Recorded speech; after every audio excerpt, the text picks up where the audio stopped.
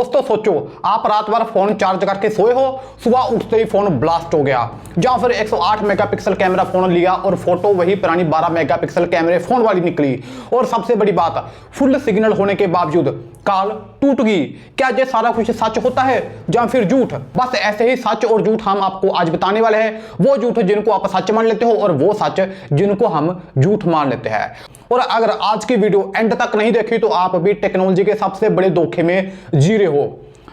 हाँ जी दोस्तों, उम्मीद है कि आप सभी ठीक ठाक होंगे। तो दोस्तों, क्या ये बात सच है कि ज्यादा मेगापिक्सल का मतलब बेहतर कैमरा क्वालिटी होती है? यानी कि क्या सच में ज्यादा मेगापिक्सल से आपकी फोटो अच्छी आती है? तो जवाब ये है कि देखो, आजकल के स्मार्टफोन और कैमरा में हमें 48 मेगापिक्सल, 64 मेगापिक्सल या 108 मेगापिक्सल जैसे हाई रेजोल्यूशन कैमरास मिलते हैं। लेकिन क्या ये सच में ऑटोमेटिकली अच्छी फोटो देते हैं? तो इसका जवाब है ना, नहीं।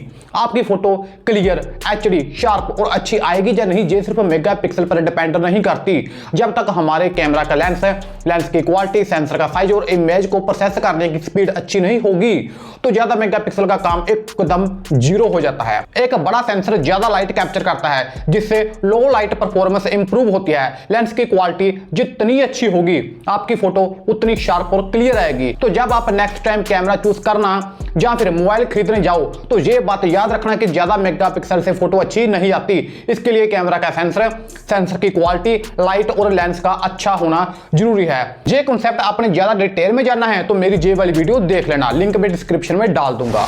दोस्तों, सबसे बड़ा झूठ जो आप सच मानते हो कि ज्यादा रैम का मतलब यह होता है कि फोन हमारा फास्ट चलेगा। आपको सच में ऐसा ही लगता होगा कि जितनी ज्यादा रैम उतना ज्यादा फास्ट फोन, लेकिन असल में फोन की रैम उतनी होनी चाहिए जितनी आपके काम के लिए जरूरी है।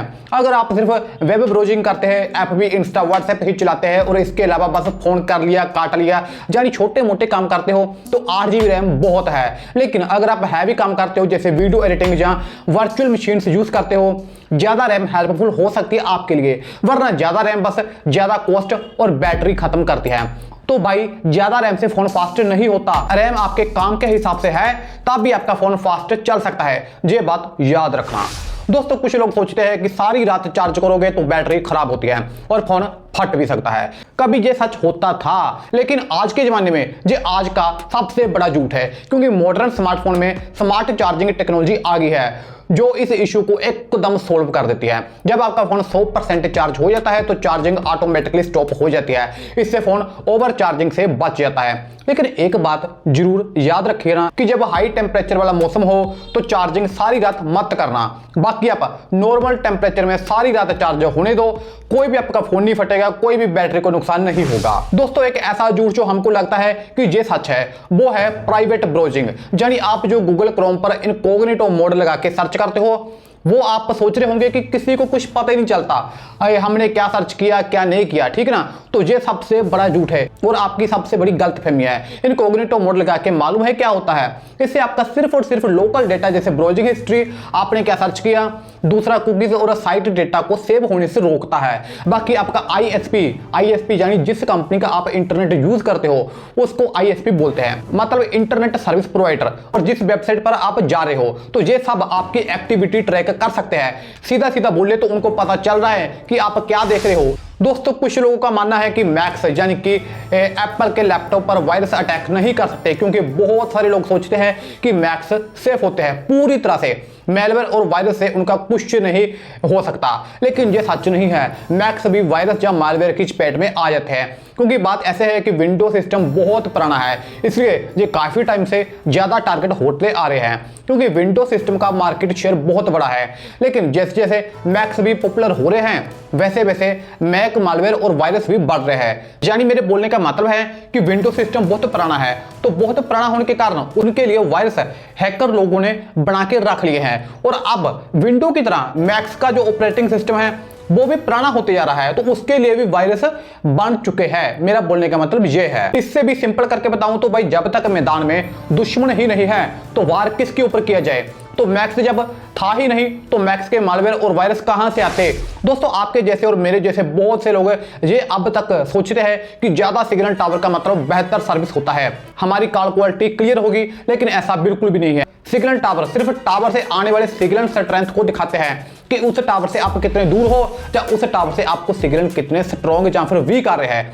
लेकिन कॉल क्वालिटी और डाटा इंटरनेट का फास्ट या स्लो चलना फिजिकल ऑब्स्ट्रक्शंस और इलेक्ट्रोमैग्नेटिक इंटरफेरेंस से अफेक्ट होती है। मतलब अगर आप भीड़ वाले एरिया में है जहां बहुत सारे लोग सेम नेटवर्क यूज कर रहे हैं तो आपको फुल सिग्नल टावर होने के बावजूद स्लो इंटरनेट स्पीड या कॉल ड्रॉप जैसी दिक्कत हो सकती है। इसलिए हमेशा याद रखें कि ये जो फोन पर टावर से दिखते हैं ना, इसका call clear, internet fast, slow, इन सब चीजों से कोई वास्ता नहीं होता।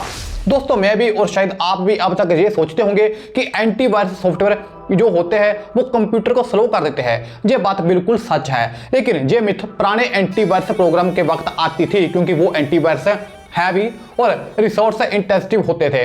लेकिन आजकल के मॉडर्न एंटीवायरस सॉल्यूशंस ऑप्टिमाइज्ड और लाइट वेट होते हैं, यानी उनका साइज छोटा होता है। ये बैकग्राउंड में इफिशिएंटली रन करते हैं, अच्छे से चलते हैं बैकग्राउंड में और सिस्टम परफॉर्मेंस पे बहुत कम इंपैक्ट डालते हैं। रेगुलर स्कैन्स और रियल टाइम प्रोटेक्शन से आपका सिस्टम सिक्योर रहेगा बिना स्पीड को इफेक्ट किए। सो आजकल के जमाने में ये बोलना कि एंटीवायरस सॉफ्टवेयर आपके कंप्यूटर को स्लो कर देगा तो ये बिल्कुल झूठ है, एक मिथ है पुराने जमाने का। दोस्तों अब तक का इतिहास का सबसे बड़ा झूठ यानी मिथ कि जो फोटो वीडियो या कोई भी फाइल हम अपने फोन में डिलीट कर देते हैं वो हमेशा के लिए चली जाती हैं, तो ये सबसे बड़ी गलतफहमी है, सबसे बड़ा झूठ है। मिथ तो ये है जब आप फाइल डिलीट करते हो वो पूरी तरह से परमानेंटली डिलीट नहीं होती। उन सब फोटो या फाइल्स को स्पेशल रिकवरी सॉफ्टवेयर से वापस पाया जा सकता है कभी भी।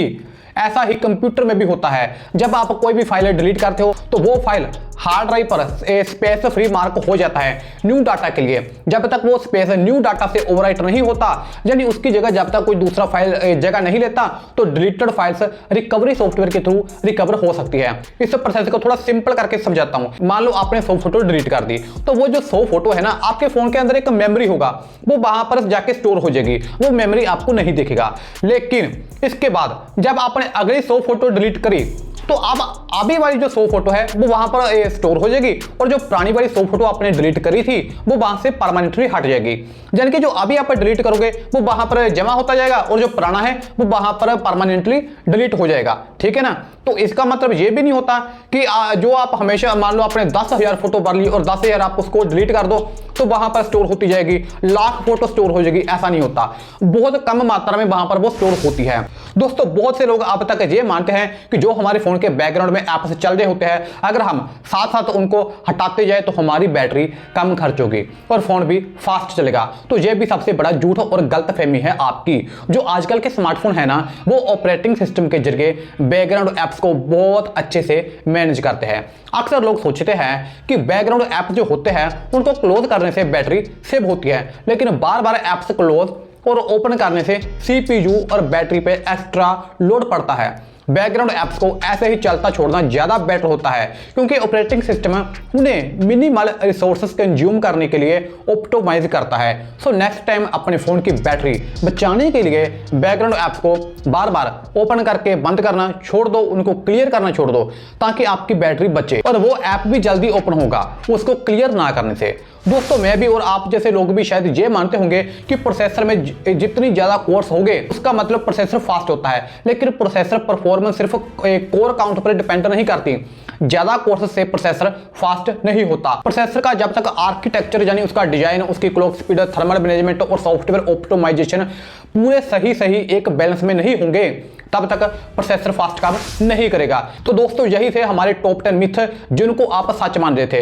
ये वीडियो आपको अच्छा लगा है तो चैनल को सब्सक्राइब जरूर करना, वीडियो को शेयर करना और ये जो वीडियो आ रहा है इसको देखना मत भूलना। इंस्टा का लिंक मैंने डिस्क्रिप्शन में डाला है, जाके फॉलो कर लो और ये वीडियो को पूरा देखने के लिए आपका बहुत बहुत शुक्रिया।